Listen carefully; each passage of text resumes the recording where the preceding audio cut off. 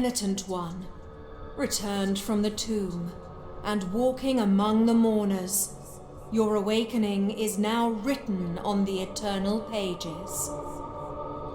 Annunciada is my name, and I hail from the heavenly mountains on high, the seat and the beginning of all that is holy, so that I may address you. Look upon me thus as a preceptor in this enterprise, hailing from the highest of all seats. Penitent one, the miracle shall give birth to a new child in a great heart descended from the clouds that watches over the ancient city of the blessed name from on high. You must reach it to stop its birth. But on this ascending path of penitence, the arch-confraternity awaits you. Those penitents that the miracle itself took as its sentinels now await your arrival.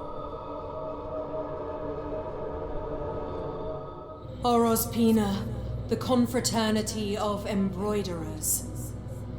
Benedicta of the confraternity of endless orison. Odon of the confraternity of salt. Lesmes of the confraternity of incorruptible flesh, all under the dictate of the oldest penitent, the first among them all, who was Eviterno, father of the penitents. Penitent one, the miracle has instilled 3 regrets in the consciences of 3 of its guardians. Only by revealing them shall you achieve the humiliation of the sculpted figures that hold up the city, allowing you to ascend to its upper reaches and finally to the great heart. Look for the guardians.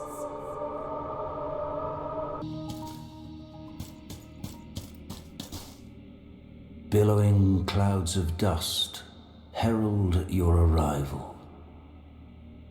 Dust in the air that is born from the erosion of the walls, the statues, and our own bones. These stones heard so many sins that they could do no more than succumb, shuddering before their guilty echoes. Echoes that could not bear the seclusion that I imposed upon them and that escaped from me. Crawling along these walls, eroding them until their immaculate ashes buried us all. Penitent one, you will now reveal your sins, those that your tears can never atone for.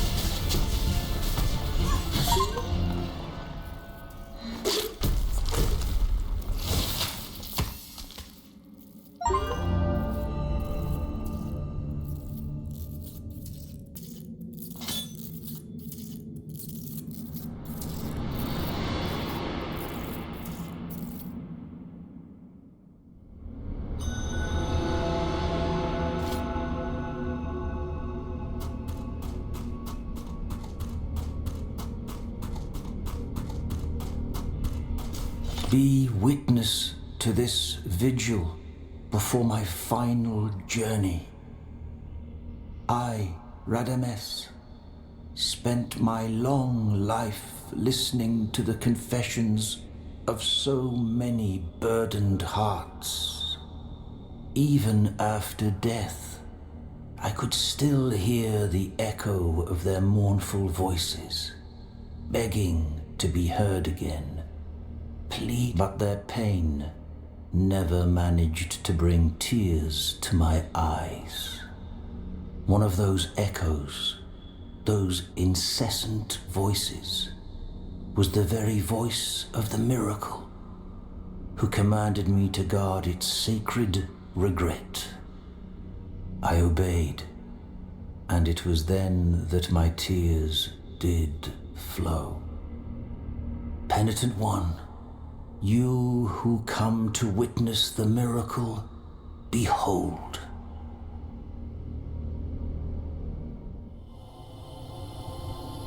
The memory of him still hurts.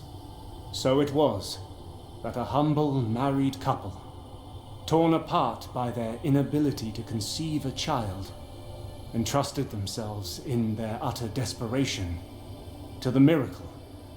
A miracle whose light seemed to have gone out in all our hearts. For having long ceased to bathe us in its benevolent radiance, we believed it extinct. The dying day already puts out its celestial light, causing my eyelids to droop. Let the miracle cast open its black gates, so I might venture to where that terrible dream, from which one never wakes, awaits.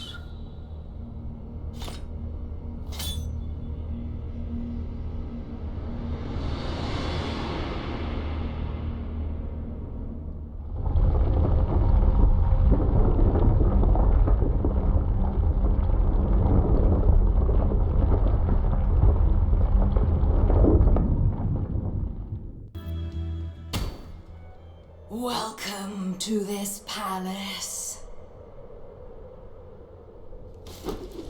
How silent, how mundane these luxurious chambers have been. Halls that were once frequented by the most distinguished of visitors. They all ended up staying here, captives. Trapped, petrified like golden statues, prisoners of the very riches they craved. Dance now with my steel, penitent one. We will embroider your flesh in sacred torment, in a tapestry of blood and gold.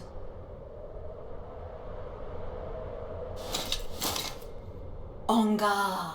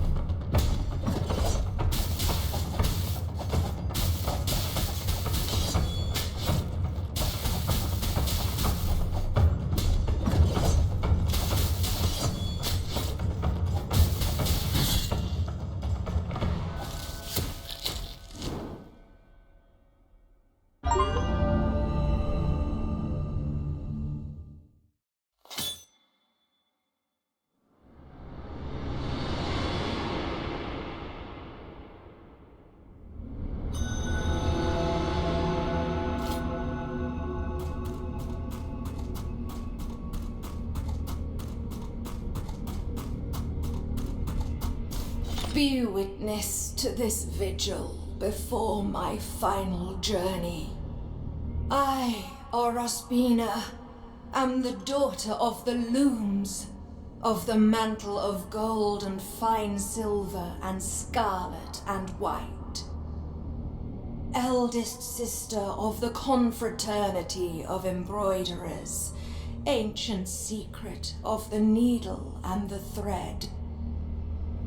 Where I go, naught shimmers with gold, and my graceful steel will never again adorn the air with its elegant silver calligraphy. Penitent one, you who come to witness the miracle, behold.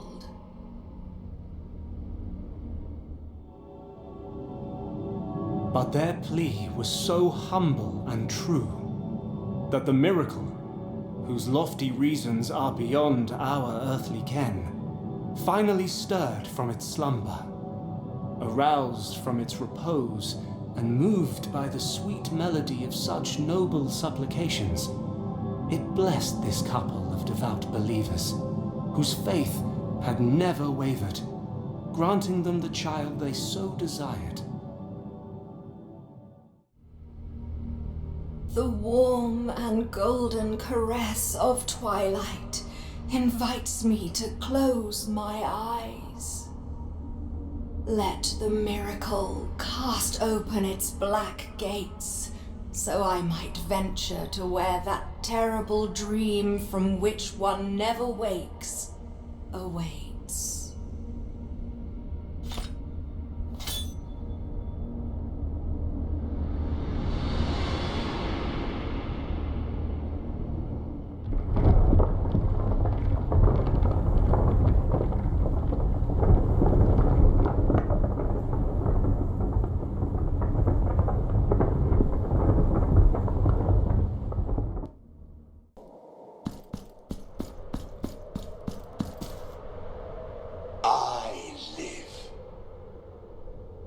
Live again inside this merciless and cold metallic casing. I live in this cage in the shape of what was long ago my body.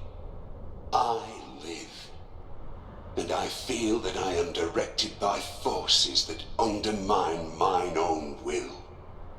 I live, although when I close my eyes in the intimate darkness behind my eyelids, I am still dead.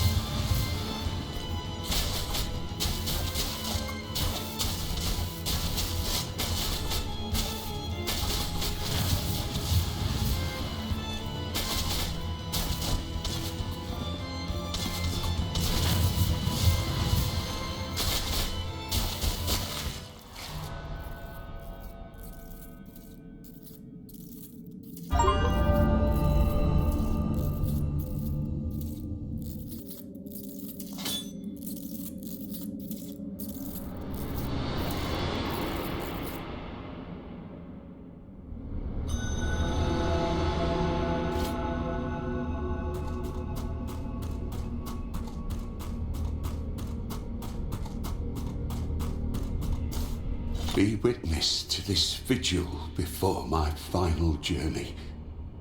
My body has been returned to me at last. I am now master of this flesh, of this trembling, of this agony. How sweet the pain when it is our own. Penitent one, you who came to witness the miracle, behold.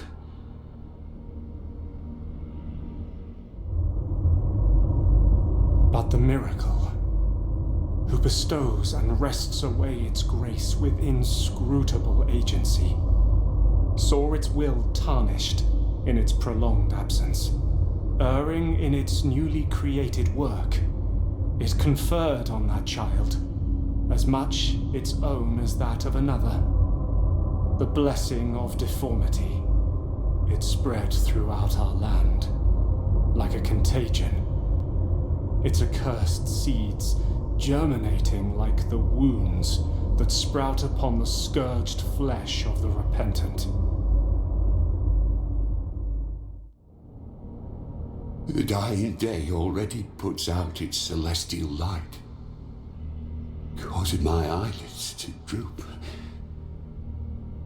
Let the miracle cast open its black gates, so I might venture to where that terrible dream, from which one never wakes, awaits.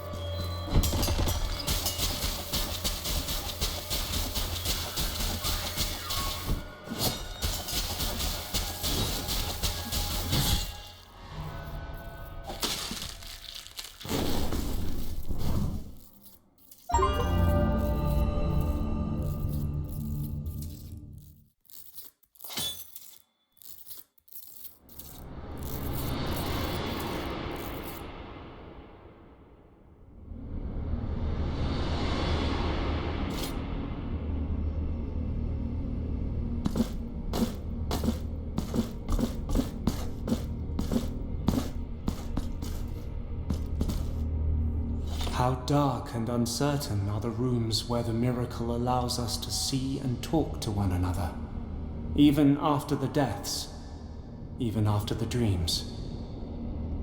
Penitent one, we are in the chapel of the 5 doves, and before you prevails the narrative voice of the witness. All that remains of me is testimony, for my deceased body lies exposed in its urn of crystal and gold. You return from the long dream to avoid the birth. You will have need of the uncorrupted tongue that my mortal remains still harbor, whose forbidden whispers will guide thee on the path to such an undertaking. Release the 5 doves, and thus the urn containing my body shall be opened. Wake up now from this dream.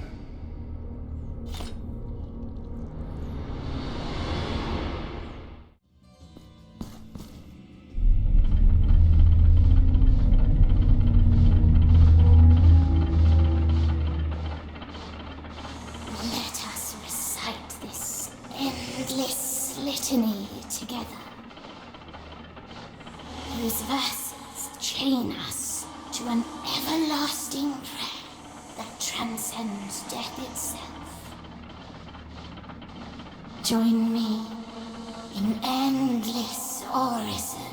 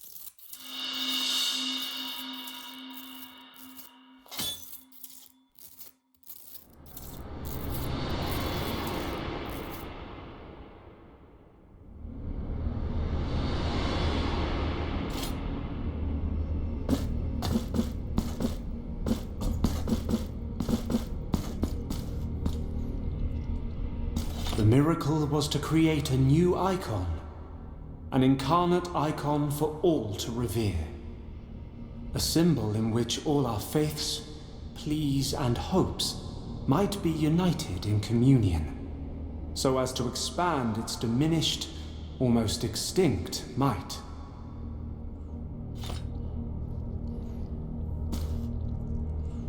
Dove, who borrows thine colour from the raven, escape your gilded prison.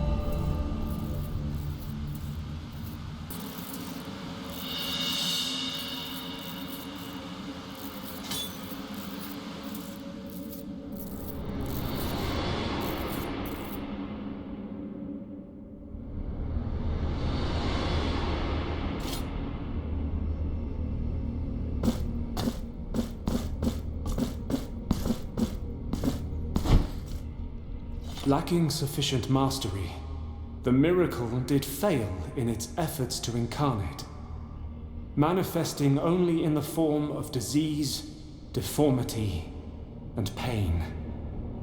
It spread more and more of its aberrations, like sores on diseased skin, in many places and on innocent bodies.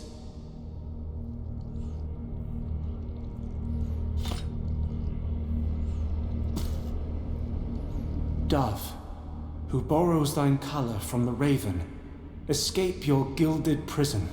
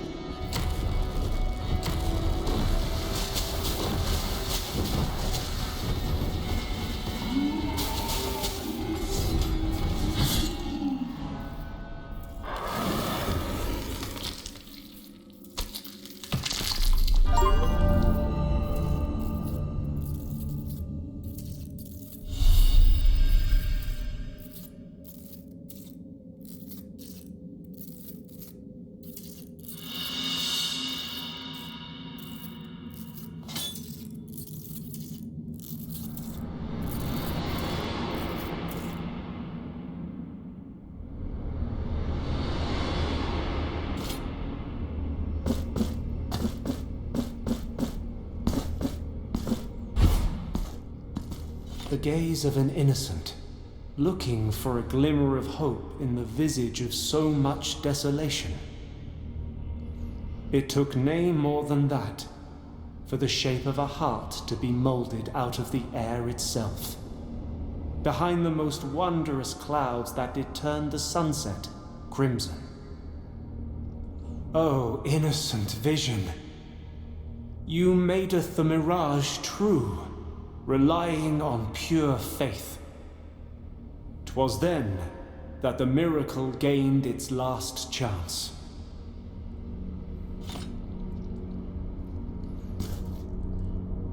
Dove, who borrows thine colour from the raven, escape your gilded prison.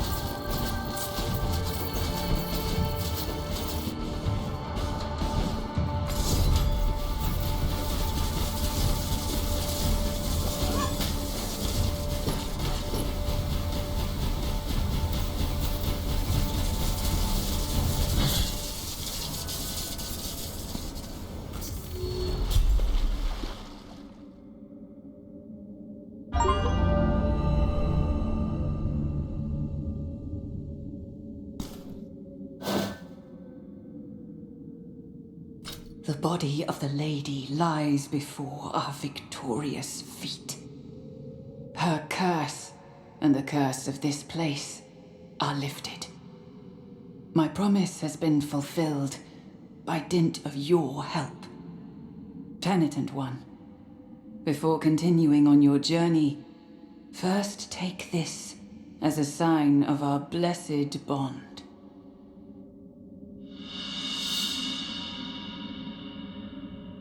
Farewell, penitent one, on the straightest of paths.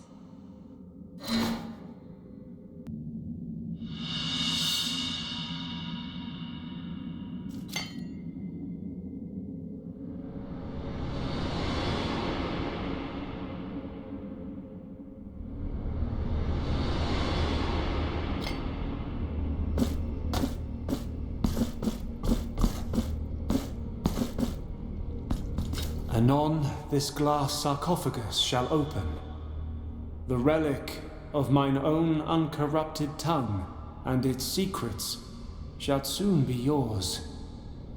Then this shadow can give thee no more. I go soon to that lodging between light and nowhere. This shall be our farewell.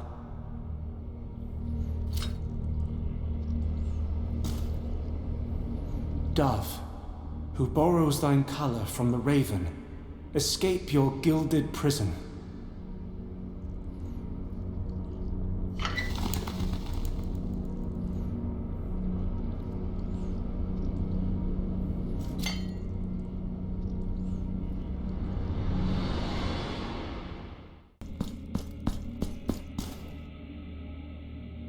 This waiting, this endless waiting, has been my penance.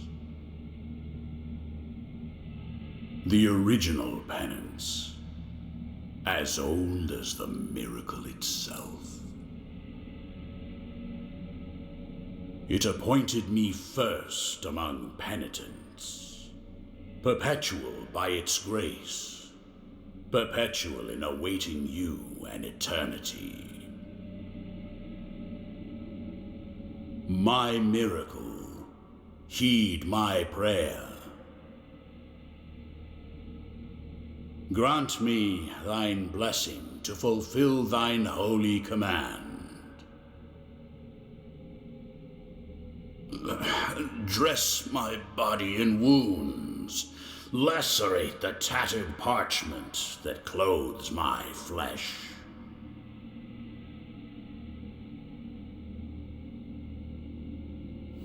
For I am the first penitent, and you shall be the last.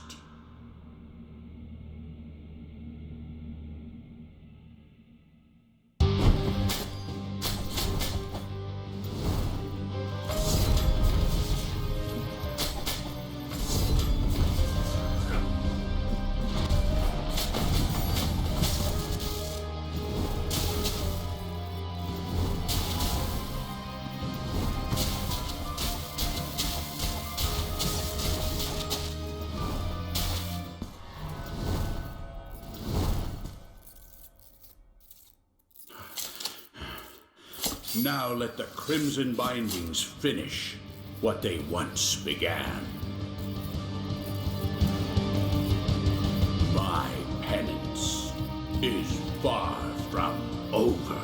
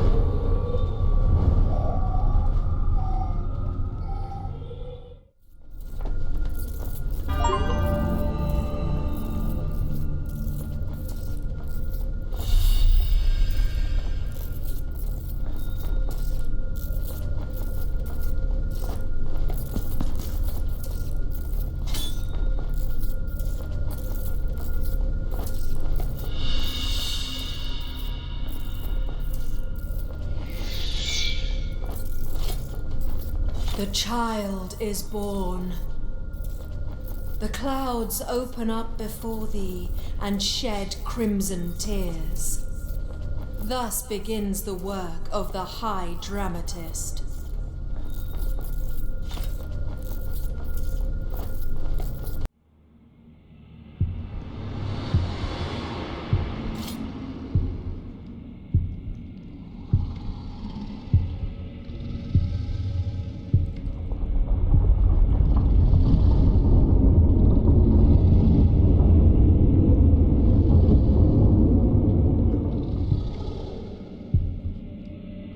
Higher will, incorporeal and inscrutable fathers, I am the heir of your all-encompassing light.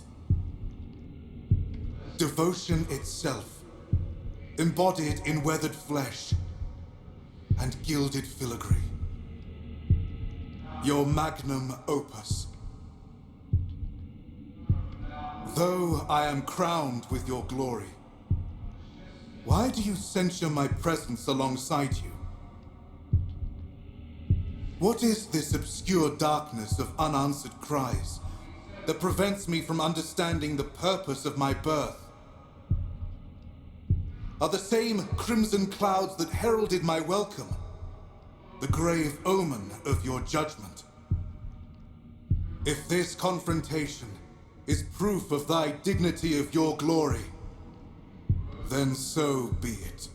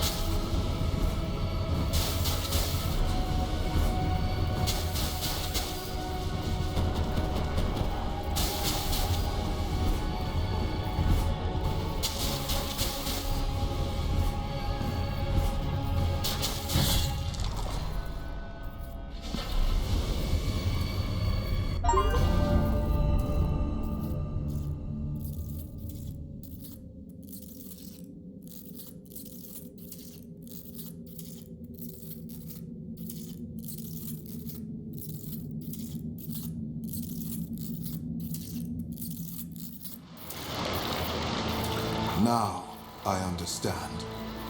And for this, I offer thee my humble thanks. This pain is my baptismal sacrament that will unite us in communion to make it flesh. Thus, we will be reborn as a new symbol incarnate, overflowing with devotion. The beginning of a new era for the miracle. The second Psalm.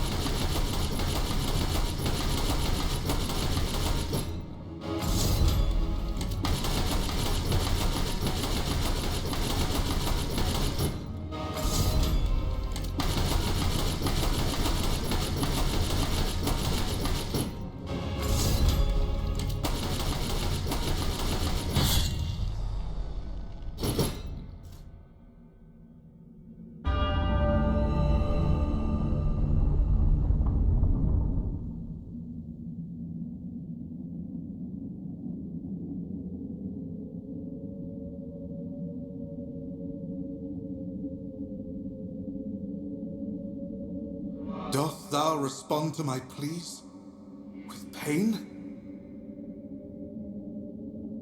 Pain in the flesh, yet your very flesh I am. Pain in the heart, yet your heart itself I hold. My punishment will be your sole legacy. And I shall die. I shall die reconciled with the mystery of my birth.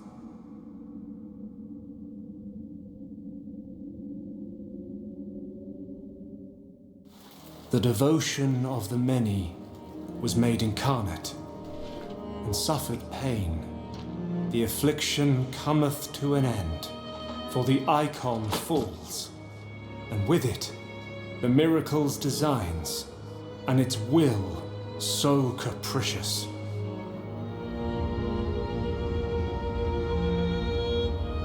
And so you shall ascend, both in body and soul, through dreamed kingdoms, to the holiest of places, to the cradle of all blessings, safe under our watchful eyes. And once there, you will be captured within the ancient canvas of light and time. The penitence is thus complete.